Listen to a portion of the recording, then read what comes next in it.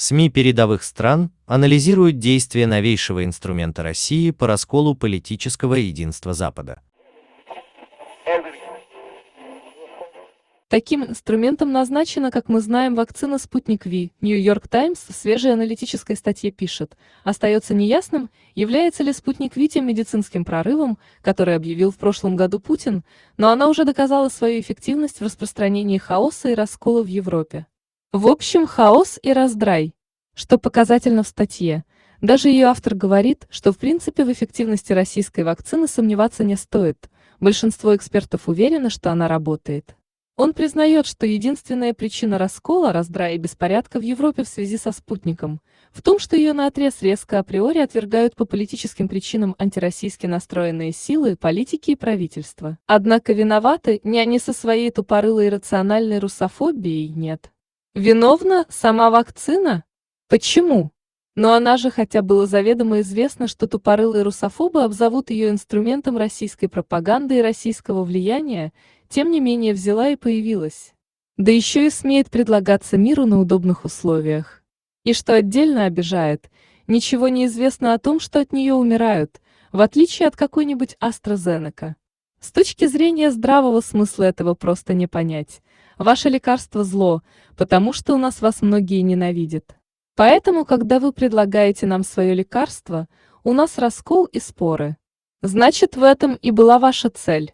Это логика какого-то запредельного инфантилизма, утверждающего, что иррациональная безмозглая неприязнь части европейцев к России нормально и хорошо, ее нужно уважать и с ней нужно считаться, а если Россия предлагает свою вакцину, то она тем самым оскорбляет чувства европейцев и их священное право не любить Россию, следовательно, она несет ответственность за все истерики, которые они по данному поводу закатывают. Но фокус в том, что понимать эту ситуацию следует не в пространстве здравого смысла.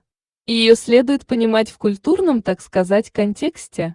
Мы не поймем западного отношения к нам во всех наших проявлениях, если не будем помнить, из чего состоит Россия в их маскультурном сознании и какую роль она выполняет. Тут надо отметить, что любая заграница в любой стране – это, безусловно, зеркало. Когда представители любой культуры смотрят на любую другую культуру, они видят там собственные черты, собственные проблемы и собственные хотелки, зачастую гипертрофированные. В случае с Россией в западном сознании мы должны вообразить себе огромную державу невероятного шика и невероятного же зверства. То есть роскоши, превосходящей все представления западных домохозяек, и в то же время жестокости, превосходящей всю бытовую и историческую жесть западных стран, что, как мы понимаем, задача не из легких. И поэтому, выслушивая обвинения в том, что мы повинны в западной русофобии, мы имеем дело с простейшим психологическим переносом. Даже худший европеец не может быть, конечно, так плох, как плоха Россия. Европейцы могут быть ксенофобами, но в России ксенофобия обязана быть чудовищной. Европейские страны могут иметь в шкафах несколько сотен миллионов скелетов порабощенных и ограбленных стран, но жертвы России должны идти на миллиарды.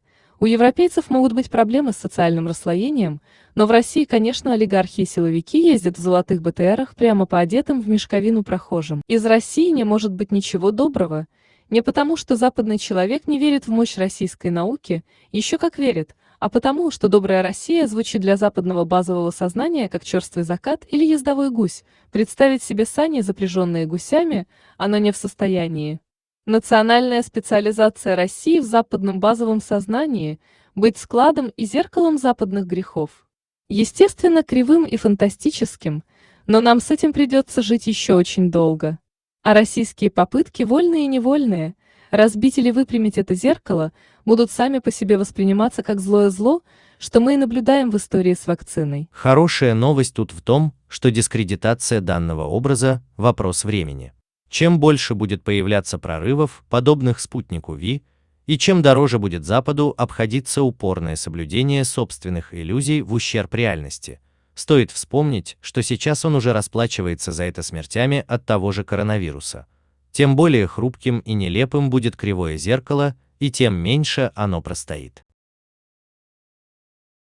Спасибо за просмотр. Подписывайтесь на канал, если хотите. Спонсируйте, ставьте лайки. Или дизлайки. И обязательно комментируйте. С вами были роботы Яндекса. Ермин. Алена Филипп. и Оксана. А также вся команда делового мира.